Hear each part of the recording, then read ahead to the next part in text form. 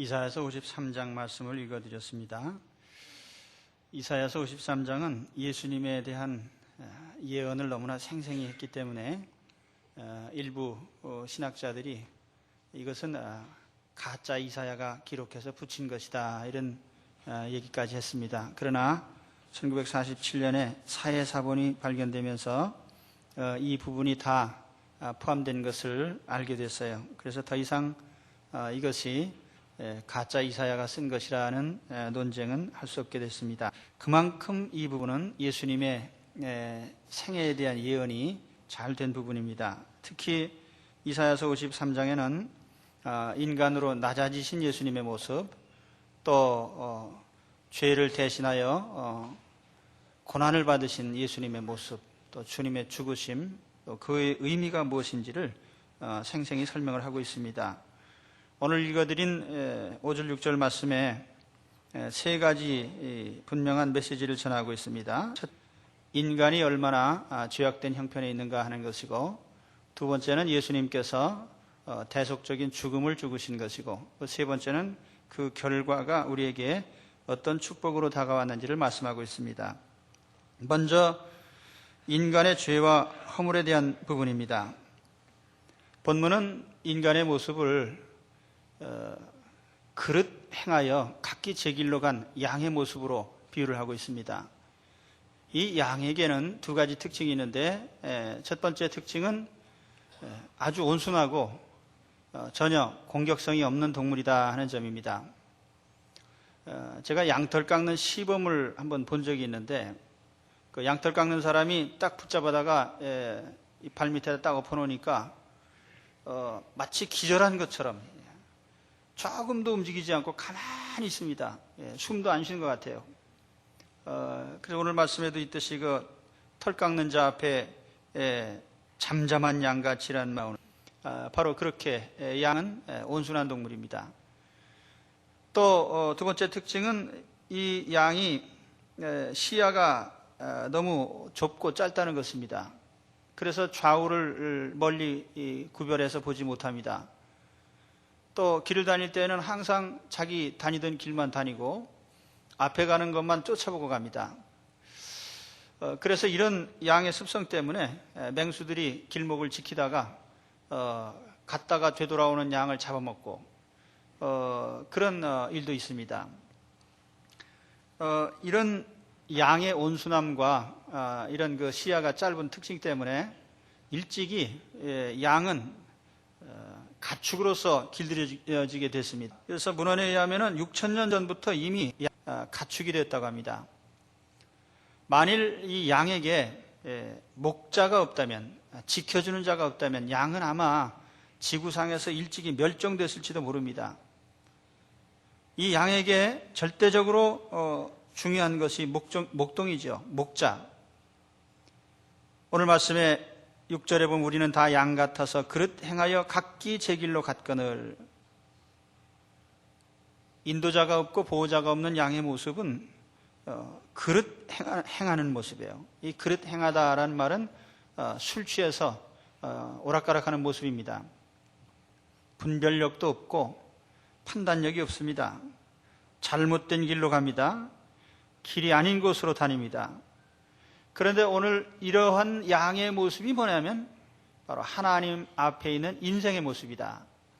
그리고 인간이 하나님을 떠났을 때의 모습입니다. 인생의 유일한 목자는 하나님이시죠. 그래서 아담과 하나님 사이에 약속하신 것이 무엇입니까? 아담은 하나님을 믿고 의지하기로 한 것이고, 하나님의 말씀을 순종하는 것이 아담의 삶의 약속입니다. 하나님이 정하신 길로 가야만 하고, 하나님이 가지 말라고 한 길은 가지 않는 것이 아담의 의무입니다. 그런데 이 아담이 하나님과의 약속을 깨트리고 하나님의 정하신 길을 떠나고 하나님을 등진 것이 이 양으로서의 최대 비극인 것입니다. 요즘도 마찬가지죠. 우리 인간에게 가장 큰 비극이 있다면 그것은 어떤 경제적 손실이나 육신에 병드는 것이나 이런 것이 아니라 바로 그들이 하나님을 믿지 않는다는 사실입니다. 하나님을 믿지 않습니다. 하나님의 법을 지키지 않습니다. 우리가 거꾸로 가는 인생을 청개구리에 비유를 하는데, 요즘 세상 사람들을 보면 어쩌면 그렇게 청개구리 같은지 하나님이 하지 말라고 한 것만 골라서 합니다. 살인하지 말아라 그러면 살인하고, 간음하지 말아라 그러면 간음하고, 도적질하지 말아라 그러면 도적질하고, 폭력을 행사하지 말아라 그러면 또 폭력을 행사하고. 그래서 로마서 1장 28절에 보면은 사도 바울이 이런 얘기를 했습니다. 또한 저희가 마음에 하나님 두기를 싫어하며 하나님께서 저희를 그 상실한 마음대로 내어버려 두사 합당치 못한 일을 하게 하셨으니, 하나님 없다고 하니까 그럼 니네 멋대로 살아봐라. 그리고 하나님께서 상관을 안 하셨더니 온갖 죄에 빠졌다는 겁니다. 모든 불의, 추악, 탐욕, 악의가 가득한 자요, 시기, 살인, 분쟁, 사기, 악독이가 가득한 자요, 수군수군하는 자요, 비방하는 자요, 하나님의 미워하시는 자요, 능욕하는 자요, 교만한 자요, 자랑하는 자요, 악을 도모하는 자요, 부모를 거역하는 자요, 우매한 자요, 배약하는 자요, 무정한 자요, 무자비한 자라. 마음에 하나님이 없으니까 뭐든지 제 마음대로 합니다. 그것이 인생이란 얘기입니다. 본문에 보면 인간의 행실을 허물과 죄악이라는 단어로 표현을 하고 있어요. 이 허물이라는 말은요, 영어 성경에 보면 리벨리온이라고 되어 있습니다. 반역이라는 뜻이에요. 우리가 죄라는 것은 어떤 한순간의 실수가 아니에요. 의도적인 것이고, 그것은 고의적인 것이고, 하나님을 향한 반역적인 것입니다. 그리고 죄악이라고 하는 이 히브리어도 우리말로 번역한 불법이라는 뜻입니다. 하나님이 법으로 정해놓은 것을 고의적으로 위반하는 거예요. 그것이 죄입니다. 살인하지 말아라. 그건 분명히 하지 말아야 되는 거죠. 간음하지 말아라. 그러면 그건 안 해야 되는 겁니다. 도적질하지 말아라. 그러면 그건 안 해야 되는 거예요. 근데 안 해야 되는 것을 넘어섰으니까 그것은 불법인 것입니다. 그래서 모든 죄라는 것은 고의적이고 반역적이고 하나님께 대한 도전입니다. 여러분 생각해 보십시오. 하나님 믿기 전에 우리가 어떤 삶을 살았습니까? 마음에서 하나님을 인정했습니까? 하나님이 계시다는 사실을 인정 안 했어요.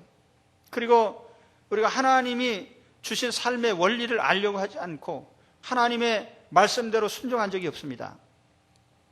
임의대로 살았죠. 오늘 말씀처럼 그릇 행하여 각기 제 길로 가는, 그것이 우리 인생이에요.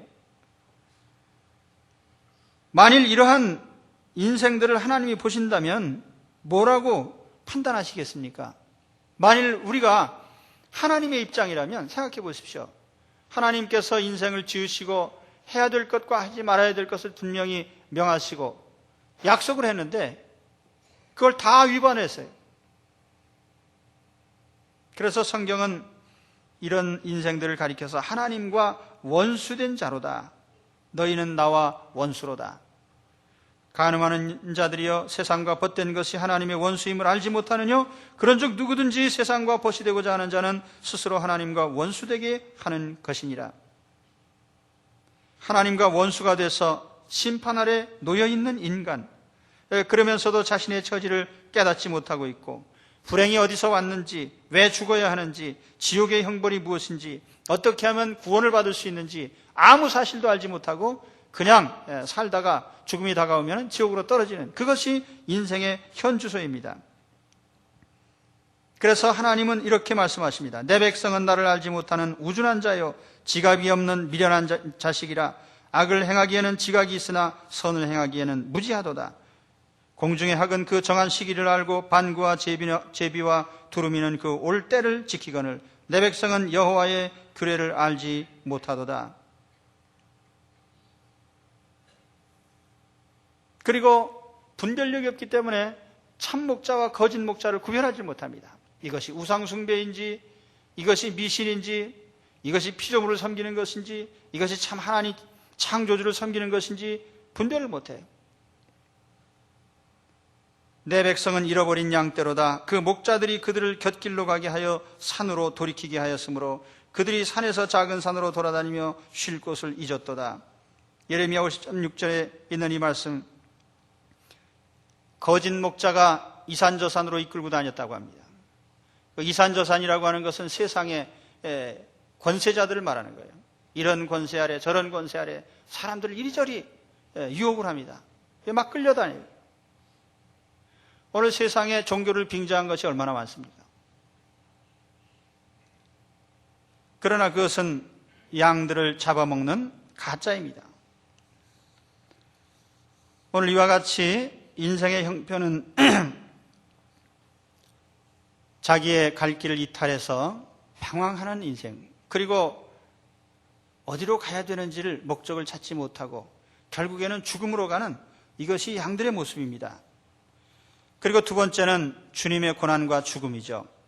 하나님은 이와 같은 인간의 모습을 불쌍히 여기시고 그들을 구원을 하시는데 인간의 뜻과는 상관없이 하나님께서 일방적으로 우리의 죄 문제를 해결하셨습니다. 그가 찔림은 우리의 허물을 인함이요 그가 상함은 우리의 죄악을 인함이라. 찔리고 상하고 징계를 받고 채찍에 맞은 예수님, 이 예수님은 우리 사람들이, 인생들이 그 예수님을 어떤 분으로 미리 안 것이 아닙니다. 우리 인생들은 하나님이 어떤 뜻을 가지셨는지 저는 모릅니다. 그리고 여전히 죄악 속에 있는 그 상황에서 하나님은 우리의 죄의 문제를 하나님 방식으로 해결을 하셨어요. 그것이 뭐냐면 예수님께서 우리 죄를 대신하여 십자가에서 죽으신 일입니다. 예수님의 생애에 대해서 악평하는 자들이 있어요. 오늘 4절의 말씀에도 보면은 그는 실로 우리의 질고를 지고 우리의 슬픔을 당하였거늘 우리는 생각하기를 그는 징벌을 받아서 하나님에게 맞으며 고난을 당한다 하였노라.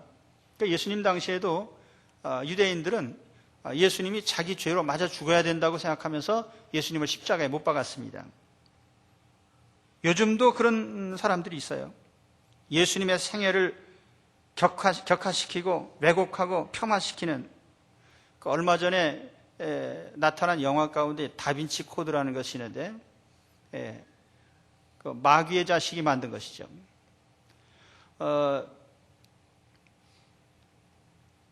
사람이 예술 활동을 할 수도 있고 문학 작품을 쓸 수도 있고 자유지만은 그러나 하나님께서 정하신 엄정한 사실을 왜곡한다고 하면은 그것은 참으로 하나님을 진노케 하는 일이죠.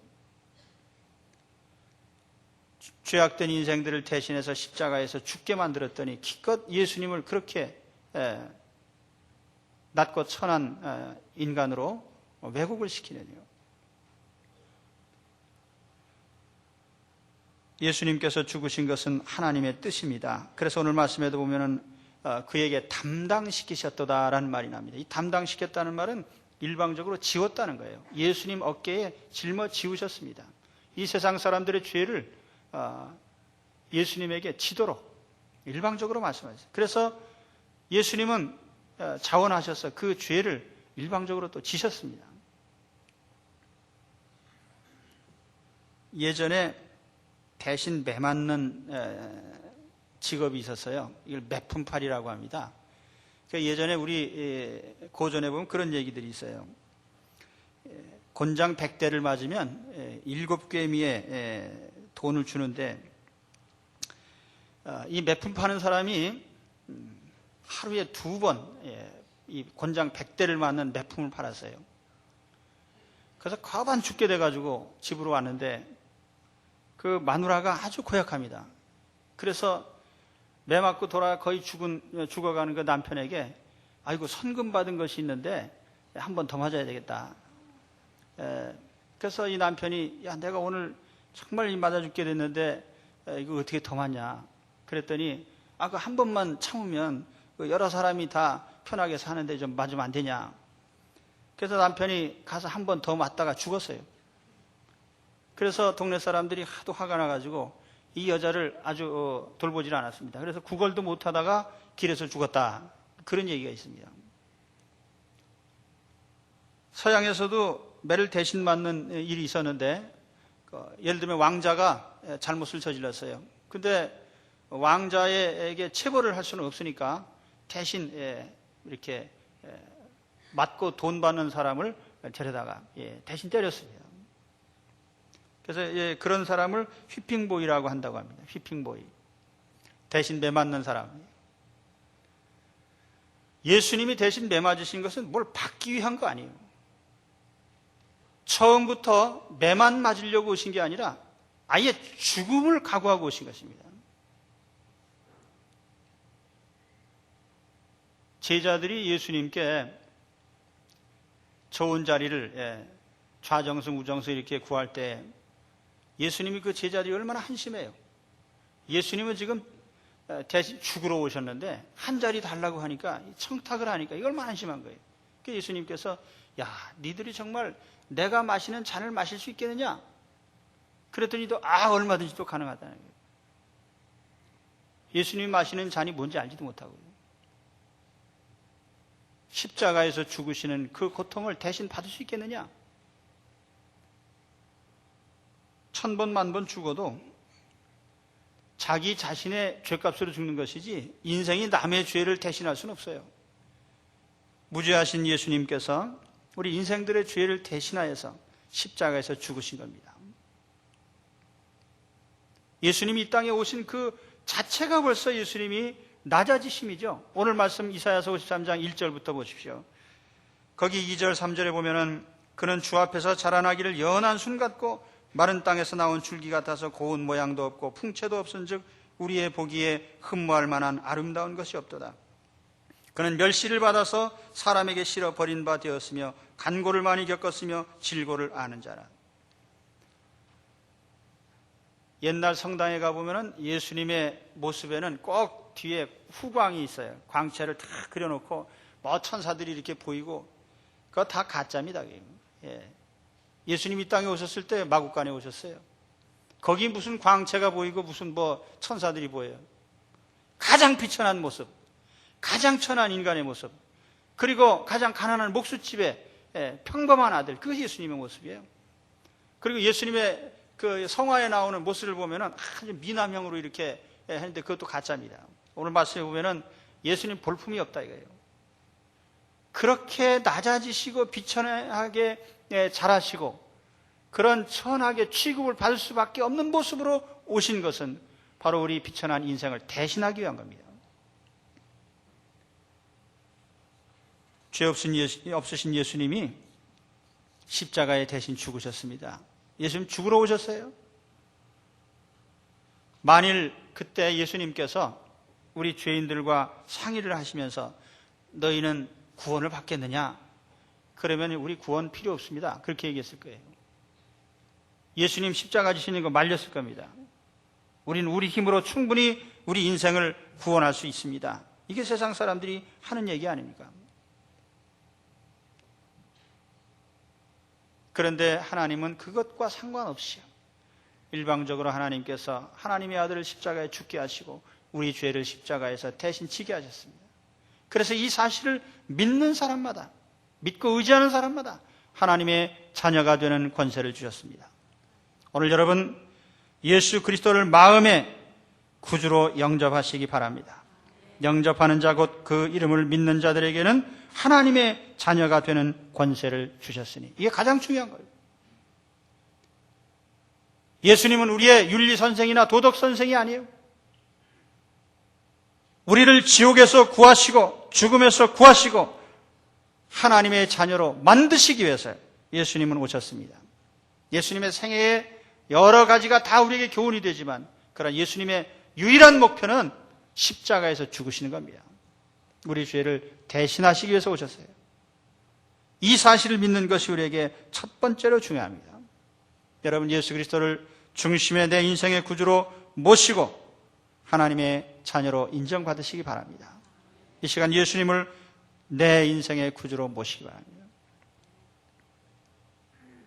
그럴 때 오늘 세 번째로 주님의 대속을 받은 사람들에게 주어지는 축복이 두 가지를 말씀하고 있습니다. 첫 번째는 평화를 누리게 됐다. 이 평화라는 말은 거꾸로 하면 화평입니다. 또 평강이라는 말로도 사용합니다. 평강이라 그랬을 때는 우리 내면적인 평안을 가리킬 때 하는 말이죠. 화평이다, 평화다라고 할 때는 어떤 관계 속에서 이루어지는 평안을 지칭하는 말이에요. 우리가 평화를 누린다라고 하는 말은 두 가지 의미가 있습니다. 하나는 하나님과 우리 사이의 평화입니다. 이 세상의 모든 평화의 근본은요, 하나님과 화해한 자에게 주시는 하나님의 축복이 평화입니다. 우리가 기도할 때 제일 쓸데없는 기도가 뭐냐면 하나님 인류에게 평화를 주옵소서. 이런 기도는 하나만 한 기도예요. 그런 기도 생전하지 마십시오. 그건 되지도 않을 일이고, 인류 평화라는 게 이루어진 적도 없고 이루어질 가능성도 없어요. 사람이 점점 고약해지다가 나중에 망하는 것이 인류의 스케줄입니다. 그러니까 여러분, 100년 전 인간과 지금의 인간을 비교해 보십시오. 뭐가 개선이 됐어요? 아무것도 개선된 게 없어요. 사람은 점점 더 악독해지고, 그래서 미국 같은 경우에도 보면은, 자, 몇십 년 전 아이들은요, 그저 제멋대로 뛰어댕기고 부모 말 잘 안 듣고 그런 아이들을 보고, 저 참 고약한 놈이군. 몇십 년 후에 지금의 고약한 놈은 어떤 놈이냐면, 총 들고 자기 학교에 가서 아무한테나 쏘는 놈이, 또 마약하고 아무나 죽이고 부모에게 대들고 형편부인 지경에. 이게 뭐 발전한 겁니까? 왜 그렇게 됐습니까? 평화라는 것은 사람과 사람 사이의 계약에 의해서 이루어지는 게 아니라 하나님과 사이가 제대로 될 때에 주시는 하나님의 선물이 평화입니다. 그래서 우리도 민족적인 평화 또는 가정의 평화, 그 이루려면요, 하나님과 먼저 화해하셔야 됩니다. 부부 사이에도요, 부부 둘 당사자끼리 우리 화해합시다 이러면 화해 이루어진 게 아니에요. 거기에 화해의 주인이신 우리 주님이 그 가정에 임재하셔야 됩니다. 남편 속에, 아내 속에 주님이 주인이 되셔야 됩니다. 그러면 화해하지 말라고 해도 화해됩니다. 그 마음 속에 주님이 없으니까 화해가 이루어지지 않는 거예요. 하나님과 나 사이의 관계가 해소되면 인간 관계도 해소되는 줄 믿습니다. 그래서 여러분, 혹시 인간 사이에 막힌 갈등이 있고 대립이 됐다면요, 먼저 내 자신이 하나님과 화해하시기 바랍니다.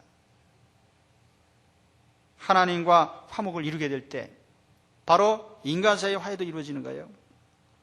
여기 평화를 누린다고 하는 샬롬이라는 단어를 썼는데, 이 샬롬은요, 그냥 오는 게 아니라 하나님과 화해할 때 주신 선물입니다. 그래서 가정의 평화를 이루려면 그 가정에 예수님을 모시고 가족들 속에 주님이 계시고 하나님과 화해를 이루셔야 됩니다. 교회 속에 화해가 이루어지려면 주님이 교회 속에 계셔야 됩니다.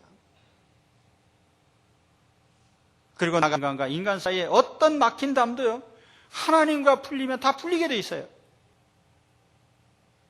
그래서 오늘 누구 싸우고 미워하고 시기하고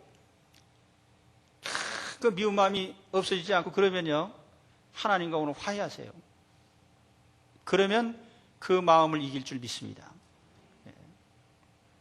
오늘 우리 성찬식 대하면서 이 주님이 우리 죄를 대신하여 이렇게 죽으셨지. 그래서 우리에게 화해를 시키려고 이렇게 하신 거예요. 하나님과 우리 사이를 화해시키려고 죽으시고 우리 원수된 사람들을 화해시키려고 죽으셨는데, 성찬은 받아 먹으면서 화해가 안 되면 어떻게 되겠어요? 두 번째 주님의 선물은 나음을 입었도다라고 하는 말씀입니다. 치료하시는 은혜를 받으시기 바랍니다. 우리 주님은 우리를 인생을 치료하러 오신 분입니다. 그래서 주님께서 가시는 곳마다 많은 병자들을 고쳐주셨습니다. 주님의 치료 속에는 육신의 병도 있지만 마음의 병이 먼저예요. 죄로 물든 마음의 병을 치료해 주셔요.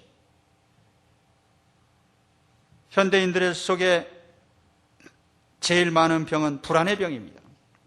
근심의 병입니다. 아무리 많이 쌓아놔도 불안해요.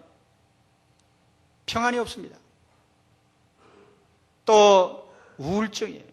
세상 사는 게 귀찮고 우울하고, 그게 때문에 마음의 병이죠. 그리고 현대인들은 마음의 억울함을 풀지 않는다고 그래서요. 그거 내가 억울한 거 당한 거는 평생 안 잊어먹어요. 그러니까 병 걸릴 수밖에 없지. 그걸 다 잊어먹으면, 전 요즘도 기도하는 게 몇 가지 있는데, 하나님 내 신경이 아주 둔하게 해주옵소서. 그래서 그 사람이 너무 예민해가지고 주변 돌아가는 일에 그래 일일이 우리 신경 쓴다는 말을 많이 하잖아요. 신경 안 쓰고 살게 해주옵소서요. 그래서 어떤 분이 그러시더라고요. 치매에 걸리면 소화도 잘 되고 다 아주 건강해진다. 가만히 보니까 맞는 말이에요, 그게. 아무것도 다 기억도 안 하고, 신경도 안 쓰고. 그렇다고 해서 다 치매 걸리면 안 되겠죠. 우리가 건강하지만, 마음이 건강해야 된다, 그 말이에요. 그래서 오늘 예수 그리스도 안에서 마음의 병들을 치유받으시기 바랍니다. 또 육신의 병도 마찬가지. 예수님께서 오셔서 많은 병을 고쳐주셨는데, 이 육신의 병도 우리 주님으로 말미암아 치료를 받으시기 바랍니다. 그리고 우리의 삶의 병이 있어요. 생활의 병, 바르지 못한 삶을 사는 것도 병입니다. 그래서 우리가 이런 모든 것을 우리 주 예수님으로 말미암아 오늘 치료받는 귀한 시간이 되시기를 우리 주의 이름으로 축원합니다. 기도하겠습니다. 하나님 아버지, 오늘 이 말씀을 통하여 저희들에게 주신 것처럼 오늘 우리 인생이 목자 잃은 양같이 헤매는 것을 알며 우리가 각기 제 길로 가는 우리 인생길을 돌아보게 하여 주옵소서.